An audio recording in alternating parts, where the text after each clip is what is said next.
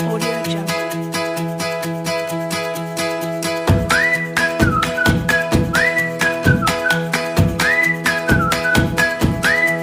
Audio Jungle. Bismillahirrahmanirrahim. Assalamualaikum warahmatullahi wabarakatuh. Selamat pagi anak-anak. Gimana kabarnya pada hari ini? Semoga pada hari ini kita semua masih diberi kesehatan, sehingga kita masih dapat terus belajar, sehingga kita masih dapat melakukan aktivitas seperti biasanya. Baiklah, alangkah baiknya ketika kita memulai suatu pembelajaran, kita berdoa terlebih dahulu.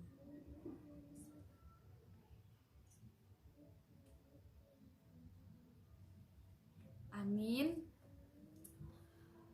Untuk pertemuan kali ini, Ibu akan membahas mengenai ruang lingkup biologi. Jadi, untuk mengetahui ruang lingkup biologi ini, alangkah baiknya kita mengetahui pengertian dari biologi. Jadi, anak-anak, pengertian dari biologi itu, di mana kata biologi itu berasal dari kata bios. Nah, bios ini artinya hidup. Kemudian ada dari kata logos. Logos itu berarti pengetahuan. Jadi, secara umum, ilmu biologi ini adalah ilmu yang mempelajari segala sesuatu yang hidup. Nah, segala sesuatu yang hidup itu apa? Segala sesuatu yang hidup itu adalah organisme. Organisme itu termasuk hewan, tumbuhan, bahkan mikroorganisme seperti bakteri dan lain sebagainya. Kemudian objek biologi. Objek biologi itu sendiri adalah makhluk hidup. Nah, setiap makhluk hidup itu memiliki suatu ciri khas atau karakteristiknya tersendiri, di mana makhluk hidup itu mempunyai ciri dia mempunyai sel. Seperti contohnya pada sel tumbuhan. Nah, tumbuhan ini disusun atas sel tumbuhan, kemudian hewan disusun atas sel hewan. Nah, dari kedua sel ini kenapa dibedakan ada sel tumbuhan dan ada sel hewan? Dikarenakan ada penyusun yang ada dan ada penyusun yang tidak ada. Jadi dari kedua penyusunnya ini ada yang berbeda. Makanya dipisahkan antara sel hewan dengan sel tumbuhan. Untuk mempelajari selanjutnya, pada pertemuan selanjutnya kita akan bahas. Kemudian ada makhluk hidup. Ini juga mengalami yang namanya pertumbuhan dan perkembangan. Jadi dari tumbuhan yang kecil mengalami pertumbuhan yang besar, yang tadinya hanya sedikit menjadi banyak. Kemudian makhluk hidup ini juga melakukan yang namanya proses metabolisme. Nah, proses metabolisme itu contohnya pada manusia seperti kita berkeringat. Nah, kita berkeringat ini merupakan suatu proses metabolisme. Kemudian makhluk hidup itu juga memberikan respon terhadap rangsangannya. Dan karakteristik makhluk hidup ini juga dia bisa bereproduksi, yaitu memperbanyak diri serta keturunannya. Kemudian makhluk hidup ini juga mampu beradaptasi dengan lingkungannya sebagai pertahanan hidup. Kemudian pada materi ruang lingkup biologi ini juga kita akan mempelajari yang namanya tingkatan organisme kehidupan. Jadi tingkatan organisme kehidupan itu berawal dari namanya molekul. Molekul itu apa sih anak-anak? Jadi molekul itu merupakan bagian terkecil sebagai penyusun suatu zat. Kemudian ada tingkatan yang kedua, ada yang namanya sel.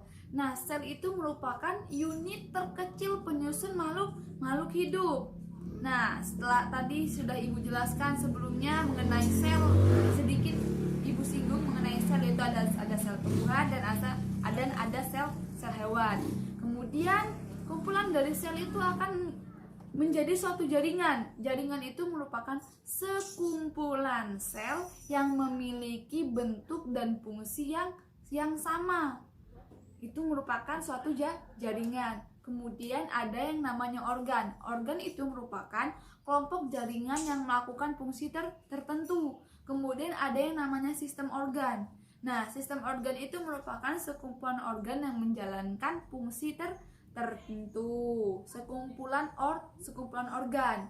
Nah, dari sekumpulan organ ini akan menjadi suatu organisme, di mana organisme ini merupakan kumpulan dari berbagai macam sistem organ yang bekerja sama melakukan aktivitas kehidupan.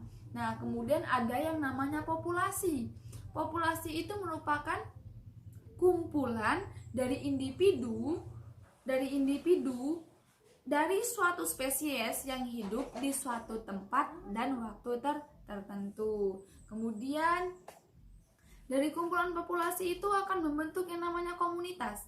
Komunitas itu merupakan kumpulan dari berbagai populasi makhluk hidup. Nah, di suatu daerah tertentu. Kemudian ada yang namanya ekosistem. Nah, ekosistem ini merupakan sistem ekologi yang terbentuk oleh hubungan timbal balik yang tak akan pernah terpisahkan antara makhluk hidup dengan lingkungannya. Contohnya pada ekosistem perairan ya, ekosistem perairan di mana ada makhluk hidup, misalnya makhluk hidupnya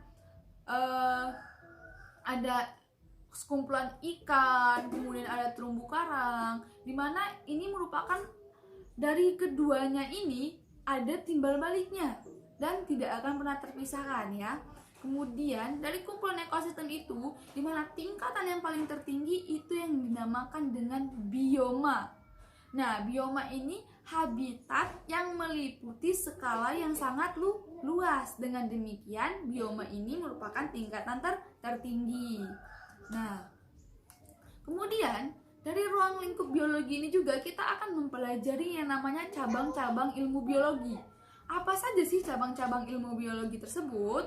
Nah, jadi cabang-cabang ilmu biologi ini yang pertama ada yang namanya akarologi, yaitu cabang ilmu ini dia mempelajari seluk-beluk hewan tungau.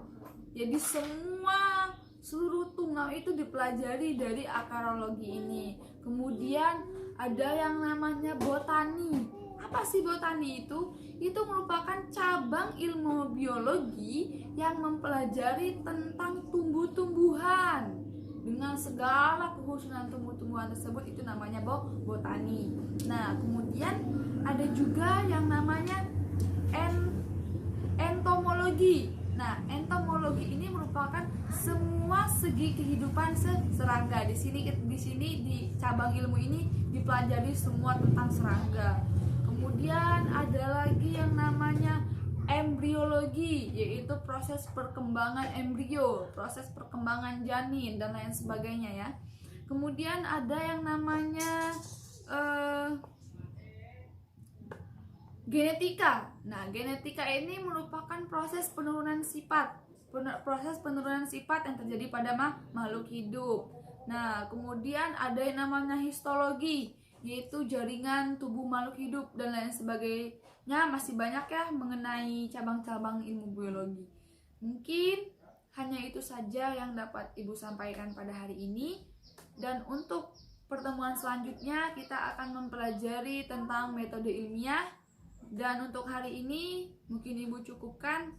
Sekian dari Ibu. Wassalamualaikum warahmatullahi wabarakatuh. Audio Jungle.